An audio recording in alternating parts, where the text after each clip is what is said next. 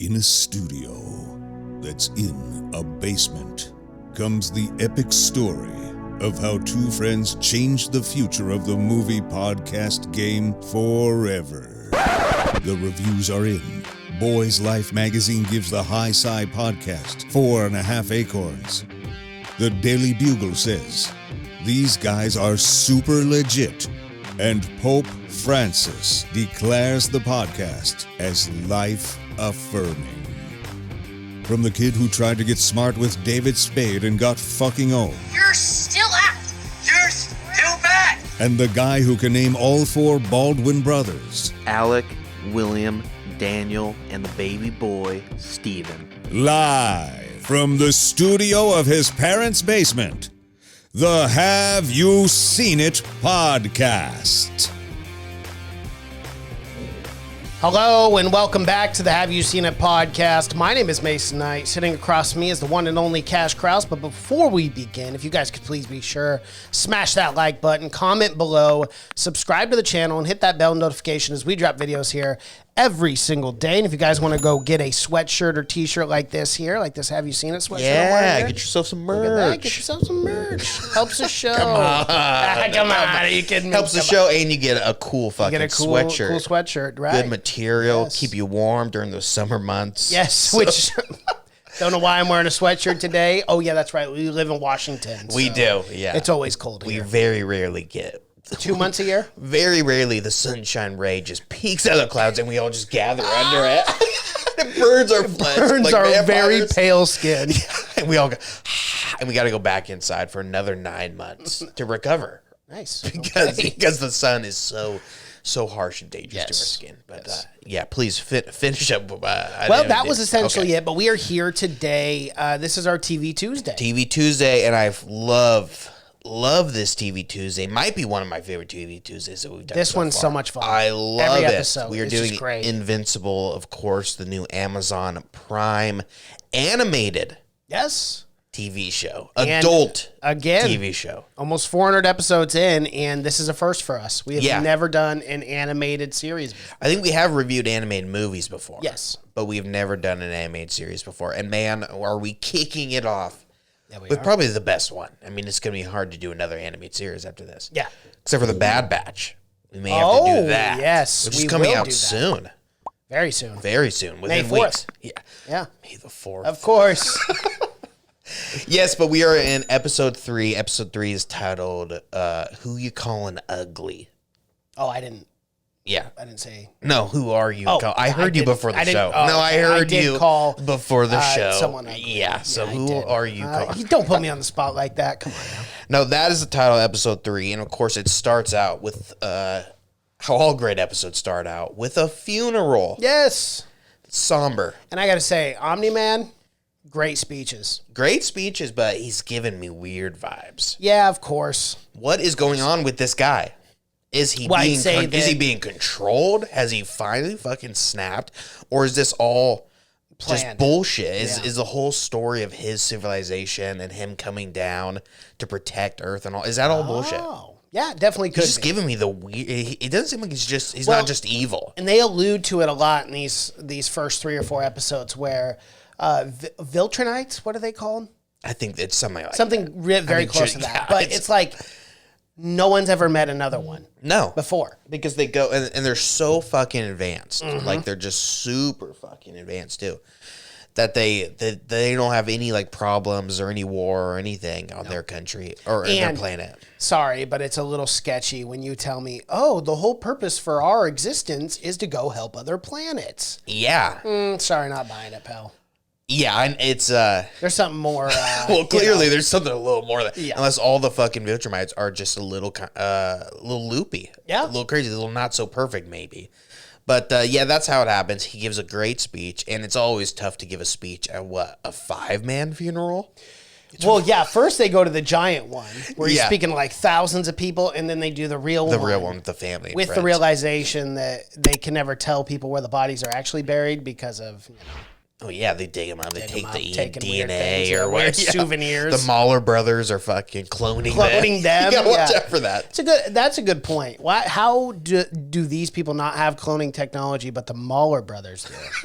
Bring the Fishman back. I think they do have cloning technology. They just don't want to bring back a clone of. It's not the same. I gotta say, I haven't personally met a clone. I gotta say, not as good as the real thing. Well, just ask Smaller Brothers. They're always arguing about which one's the so actual clearly one is better. Although, in my opinion, the Mahler brothers, the real one has been dead for decades. Yeah, probably was the first one to die. But yeah, so things are kind of going. It's not going great. No. Mark is starting to realize that being a superhero isn't that great. It fucks up with your personal life. Yeah, especially when you're trying to date a normal human girl who has no idea that you're a superhero. Yeah. Kind of makes things difficult. That's what this show does so well too, is that not just the superhero elements are super well done, but also the human element. The whole family thing, especially with Mark's mom, Sandra Oh, really trying to keep the family going at this point. Even though, and also kind of like in the back of her mind being like, something doesn't add up. Absolutely. Yeah, well, something's fishy. No one's helping that cause like Damien Darkblood, who's given everyone kind of doubts. This guy's just like walking around out of nowhere. Guy is a fucking buzzkill. Why did the room just get 60 degrees cooler? No one fucking likes to see Damien Darkblood. No. Although he's the coolest fucking guy. He is pretty cool. Demon detective sent from hell to solve crimes. It's the coolest story ever. People see him, they immediately fucking hate him. Like no one likes him. Because if he's around, he's looking for one reason. Damien's not just around just to hang out. No. He's always on the fucking job. Not the kind of guy you just invite over for a party. No, because he's always fucking working. And, next thing you know, he's in your house, writing everything down. You're like, dude, what are you doing? I'm always on the clock. He's touching a glass, and now he knows everything that's ever happened to that glass. Right. So he's not fun to be around. And Omni-Man doesn't really like him very much right off the bat. Because he knows, obviously he knows what he does. Yeah. Yeah, he knows it's kind of just going to be a matter of time before old Damien gets his man. I assume he's a pretty good detective. Oh, yeah. But, so we get that. We get Mark, of course, hanging out with his girl. Yeah. Doesn't really work out. He hangs out with her for like 20 minutes. Mm-hmm. He's got a jet. He's got to go take on Doc Seismic, which is a hilarious character. He's like a radically left liberal villain. It's so funny. It's like, and that it's so funny because you never. Obviously, when you see villains, they're like businessmen. They're like Lex Luthor's capitalists. Yeah. But this guy, he's a radically left, and they even ask him like, "What's your doctorate even in?" Yeah, so funny. He's like a major in like some sort of science, but then 2 minors in gender studies and African dance. Just the most typical like liberal, useless. Yep. Yeah, useless minors. And the whole reason is he's blowing up he's blowing up Mount Rushmore. Yes, he is. Like, these guys were oppressors. Yeah, we're slave owners and this and that. Not wrong, but still an annoying fucking villain. He's very annoying. There's yes. so much other cool shit you could have done. And he's Doc Seismic, so he's got earthquake gloves. Hands. Yeah, bracelets. Yeah. Earthquake bracelets. And so Mark gets his call right when he's with his new gal, and he's got to go. And of course, and he's right about to tell her too, or he's thinking about after this that he's going to. Because remember, he wanted to be himself, so he just shows her all of his comic books. And then she tells him that he's into this or that. It's not a good call, Mark. What do you think? You've known this girl for what, a day? Yeah, like a week. He's not thinking this one through, okay? This guy hasn't had a lot of experience. These are real villains. They'll just fucking kill this girl. Oh, absolutely. In a heartbeat. They'll hold her up right in front of you and literally just torture you to death. So I really do not understand. I can't believe his dad, of all things, didn't teach him that. Like, okay, you can't let anyone know. No. Fucking obvious. In the comic book, like, his dad didn't tell him that he was Omni-Man until Mark Grayson was like 13 or something. Like he grew up that long without even knowing. Wow. So I'm surprised that didn't rub off on him at all, because he's very willing to tell this after girl. Knowing her for what, a week? Yeah, and we all know he's not going to stay with her. He's got to be with Eve. Adam Eve, yeah. Just makes sense. Which is going to break poor Amber's heart. Oh, yeah. And Adam Eve, she's got her own set of problems. Well, yeah, let's talk about that. So Rex exploded into duplicate. Oh, it duplicates. Yeah, This dude was shooting multiple. Oh yeah, he was exploding in multiple. Yeah. That is. It's a wild girlfriend to have. It's a wild girlfriend to have. Absolutely. But those are crazy nights every night. Probably a lot of problems too. Oh, for sure. You got to date all fucking You got to make sure 1,000. all of them are happy. It's like you might as well be in a polygamous It's very relationship. complicated. Yeah. Oh, I'd be murdering those one by one. I'd be You couldn't deal with it, dude.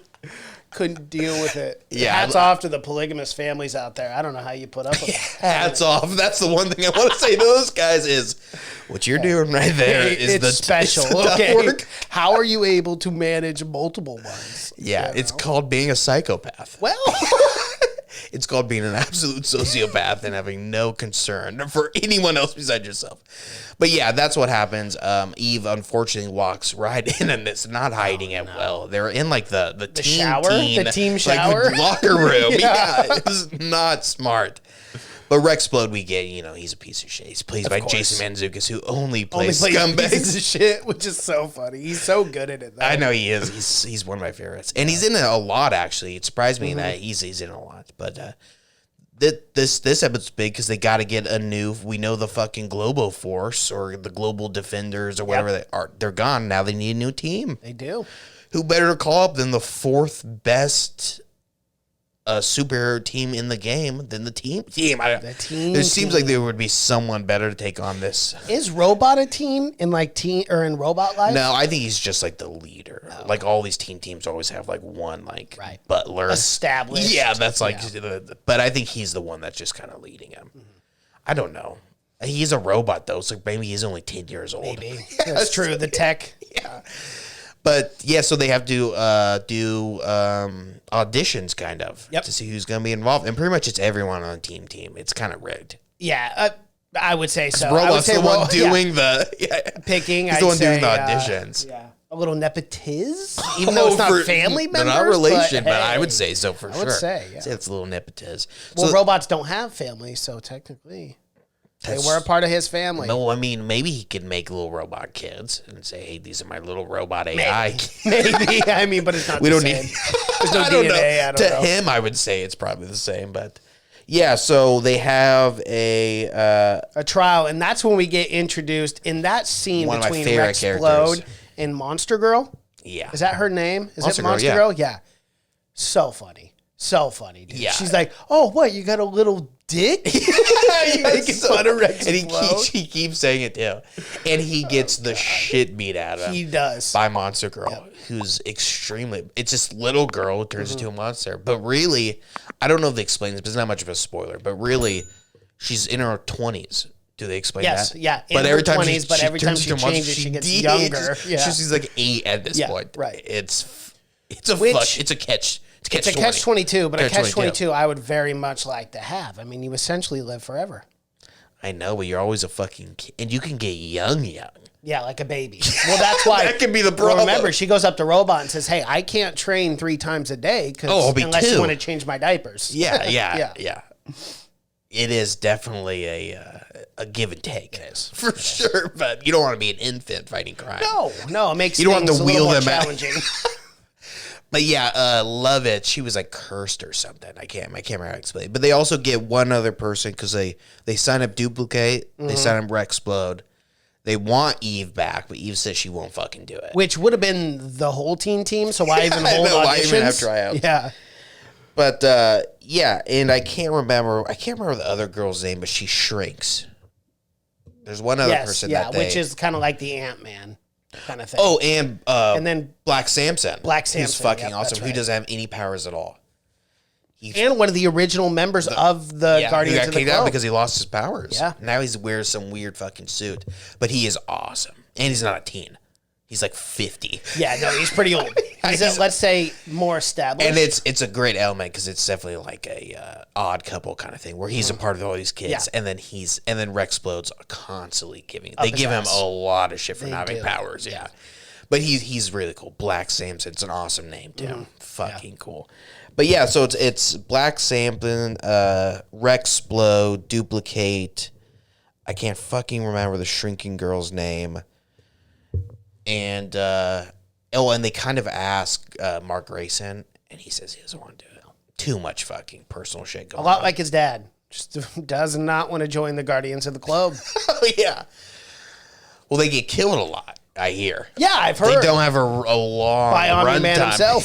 Yeah, so I'm not dealing with that either. But yeah, so that's the new fucking Guardians of the Globe. Absolutely. And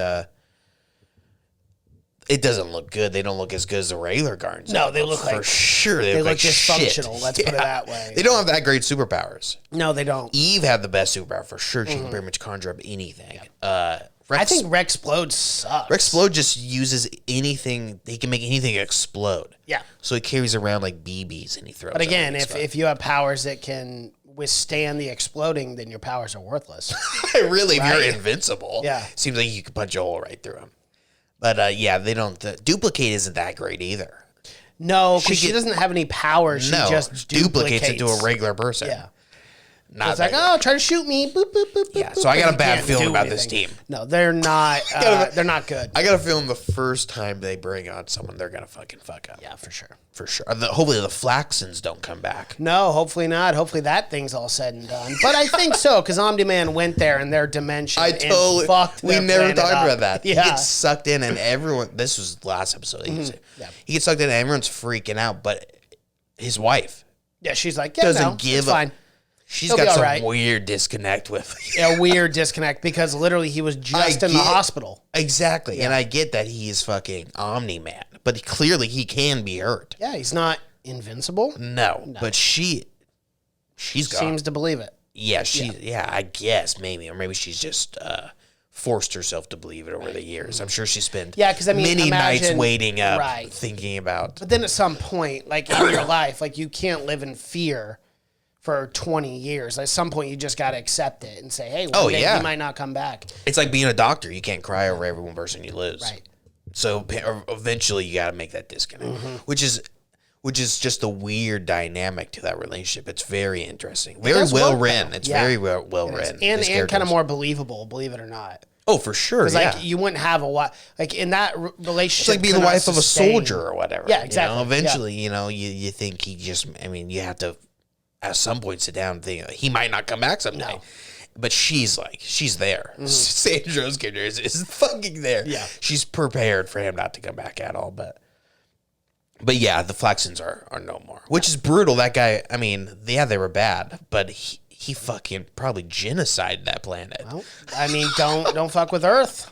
There's got to be what you get. There's got to be a few Flaxons that were like against the war. That he Yeah, probably like just the rebels. Yeah, and they're like, we were fighting the rebellion. I'm sure he just fucking I know. vaporized that And planet. he could have spent a few more hours to look for new leadership for the Flaxons, but he said no. No, Their whole civilization It's easier destroyed. just to, yeah. See, Omni-Man's not a very good guy. No, fuck no. No. There's something going on with him. It's that feeling that you get. Everyone just is kind of lying to themselves that he's a good guy because he is the most powerful, and you just don't want him against you. Right. So it's like, yeah, you kind of justify a lot of shit that he does. It's like, what are choices you have? So you're not on his bad side. Yeah, and that's kind of like that's what they don't ever get in with like Superman or anything like that. Nope. Is like they Superman's always good. and they always assume he's just always going to be good. Yep. And that's very unrealistic in my mind. But that's what Invincible does well is they poke holes in that theory because Omni-Man, he's not good. No. Not good at all. We got to talk about one of our. There's two more scenes we got to talk about. One that is the prison escape with the brute or the brothers, Smaller brothers. the Mauler brothers. Yes, the blue brutes. Yeah. Yes. But man, what Those that was those a funny fuckers are scene. strong. They are strong. Engineered. And I love that scene where the food compartment thing opens up and he goes, "Sorry, Phil." Boom, boom, just smashes his face in. I'm like, damn. It's brutal. Yeah, it is brutal. He gets out. He lets his Immediately. clone escape with him. And then, dude, they just get... I couldn't believe this. He goes, "Who do you think?" Kicks him into the laser. His arm gets cut off, and then he's just holding him as a shield. I'm like... So funny. Yeah, these guys are fucking... They hate each other. The clones. They do. But they immediately get back to fucking cloning. Like, as soon as he gets out, he starts collecting items to start getting the clone back together. You got to clone more than one I know it takes time. But get an army of those fuckers, you're going to be unstoppable. Exactly.